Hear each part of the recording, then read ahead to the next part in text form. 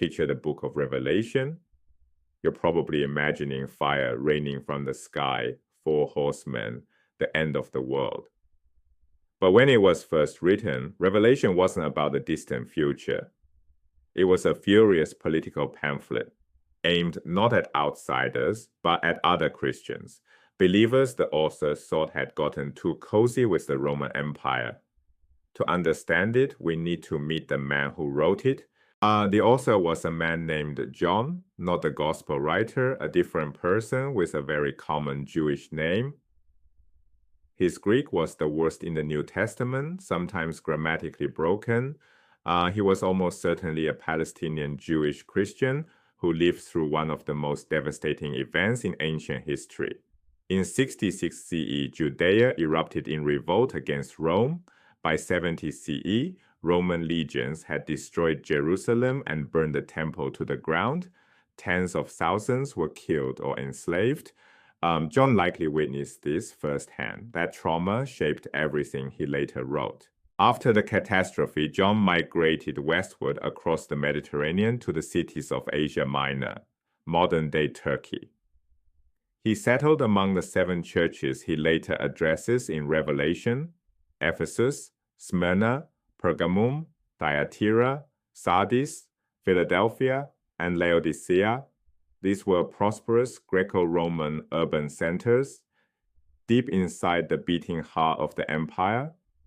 Crucially, they were also cities where Pauline churches, communities following the tradition of the Apostle Paul, were already well established.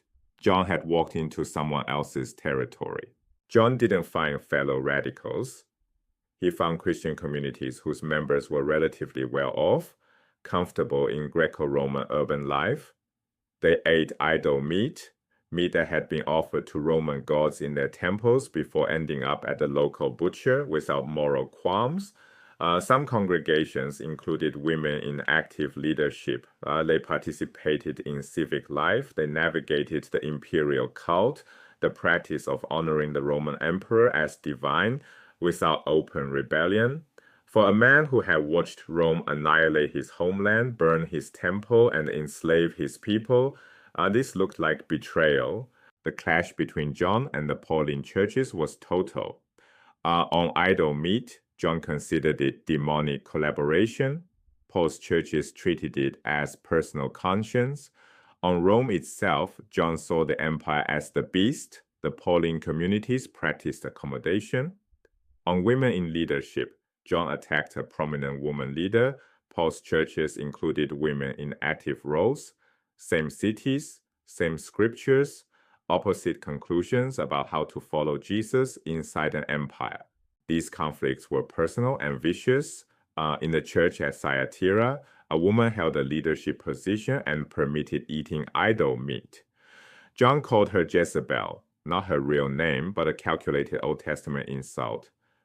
The original Jezebel was the Phoenician queen who led Israel into idol worship. By invoking that name, John wasn't simply disagreeing with this woman's theology. He was framing her as an existential threat to the faith community, an idolatrous seductress leading believers towards spiritual destruction. The idol meat issue was the flashpoint. Paul had written to his churches that eating meat sacrificed to Roman gods was a matter of individual conscience. John called it collaboration with demonic powers. This brings us to the key insight. Early Christians did not occupy a single position toward Rome. They spanned a full spectrum, from John's fierce opposition on one end to comfortable accommodation on the other. Jewish Christians in Palestine leaned toward resistance. Paul occupied a pragmatic middle ground. Wealthy church members in cities like Ephesus and Smyrna sat firmly near the accommodation end. John's anti-Roman fury was one voice among many, an intense and radical voice, but not the default Christian position. The popular image of early Christianity, bands of slaves hiding in Roman catacombs, hunted by legions, is largely a Hollywood invention. Rome paid little attention to small Christian groups for decades. There was no organized empire-wide persecution until the mid-3rd century under Emperor Decius in 250 CE. then Diocletian in 303 CE. The catacombs were ordinary burial sites, not secret hideouts. Many Christians were middle class or wealthy urban residents. The church was never unified in opposing Rome. Right? Some members held civic positions, some dined with Roman officials. John's revelation is historically remarkable because his level of anti-Roman rage was unusual. Most Christians in his era found ways to live within the system, not plot its overthrow. Reading Revelation this way transforms it from a mysterious cosmic prophecy into something more familiar and more human. One man's passionate, trauma-informed cry against an empire he believed was pure evil, aimed at fellow believers he thought had lost their way. This reframing matters beyond biblical studies. Religious texts are always embedded in political and social contexts. Early Christianity was never a monolith. It was a fractious, argumentative movement with deep internal disagreements about how to live in an indifferent or hostile world.